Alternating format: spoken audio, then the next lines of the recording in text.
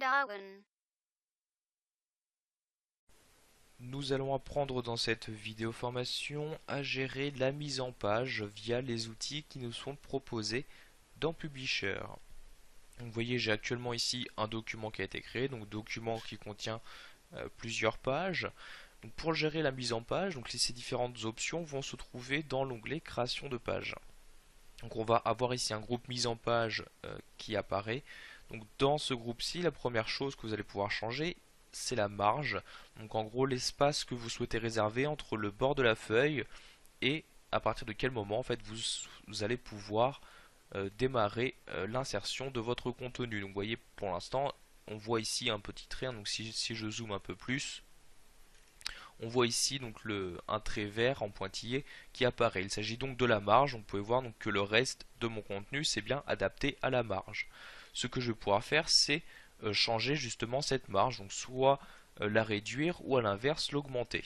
Donc pour ça j'ai le bouton marge. Donc pour l'instant je suis en modéré, donc vous voyez avec une taille de 1 cm 27. Mais je peux l'augmenter comme j'ai dit tout à l'heure, donc je vais mettre en large comme ceci, ou à l'inverse la diminuer si je la mets en étroite. Donc vous voyez par exemple ici, on voit bien le trait maintenant qui s'est rapproché du bord de la feuille, ce qui veut dire que mon contenu, je vais pouvoir ici le monter et le mettre plus à gauche, et au final je vais pouvoir avoir plus de contenu sur ma feuille.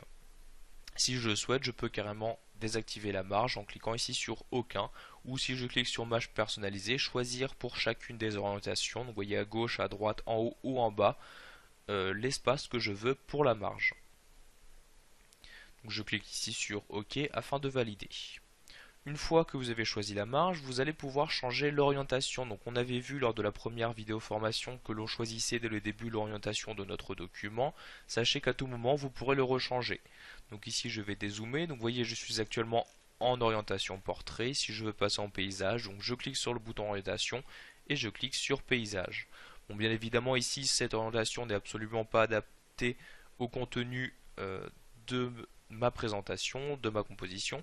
Donc on voit bien ici du coup que le contenu sort de la page, mais on voit bien que la feuille en elle-même s'est bien mise en mode d'orientation paysage. Donc je vais repasser ici en portrait, donc en cliquant sur le bouton portrait comme ceci. Enfin, vous allez pouvoir choisir la taille. Encore une fois, cette option, vous pouvez la choisir dès le début, mais si pour X raison vous souhaitez changer de taille, donc vous avez un bouton taille qui vous permet de changer à tout moment la taille de votre composition. Donc là j'étais en A4, si je veux passer en A3 afin d'augmenter l'espace sur la feuille, je clique sur le bouton A3 et vous voyez donc l'espace sur ma feuille a largement augmenté. En effet le contenu lui n'a pas changé de taille, or on voit beaucoup d'espace blanc maintenant tout autour, ce qui veut donc bien dire que la largeur et la hauteur de ma feuille ont bien été augmentées. Pour finir, nous allons nous intéresser aux en-têtes et au pied de page, donc informations qui vont s'afficher aussi bien en haut pour les en-têtes ou en bas pour les pieds de page, et des informations qui pourront être répliquées sur chacune de vos pages. Donc tout d'abord ici je vais revenir à une taille A4 comme ceci. Donc pour insérer les en-têtes des pieds de page, donc vous avez plusieurs possibilités. La plus rapide on va dire est de passer par l'onglet insertion, et tout à droite donc on a des groupes en-tête et pieds de page. Donc je vais par exemple choisir d'insérer ici une en-tête comme ceci.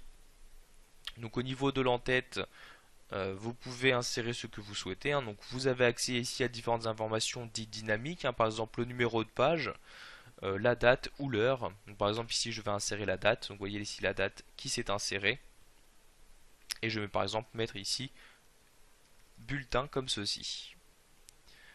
Je vais descendre ensuite dans ma page comme ceci et me rendre dans la partie pied de page. Donc vous faites juste un clic dans la marge basse de votre page et par exemple ici je vais insérer le numéro de page. Donc vous voyez ici c'est vraiment une information dynamique, c'est une information qui va dépendre justement de la page où on se trouve. Du coup pour l'instant je n'ai que le dièse qui apparaît.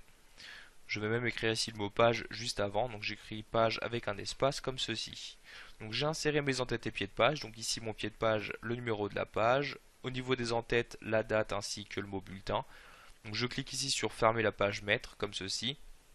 Si je regarde maintenant sur chacune de mes pages, j'ai bien les informations qui ont été répliquées. Donc ici sur la première page j'ai bien l'en-tête. Si je descends j'ai la page numéro 1. Si je vais sur les autres pages, donc ici j'ai bien page 3. Je remonte, j'ai bien les autres informations. et ici, toutes les informations ont bien été répliquées, donc page 2, page 3, etc. Donc vraiment, les entêtes et pieds de page vont être répliqués sur chacune des pages de votre composition. Voilà, vous connaissez maintenant les différentes options de mise en page proposées par Publisher.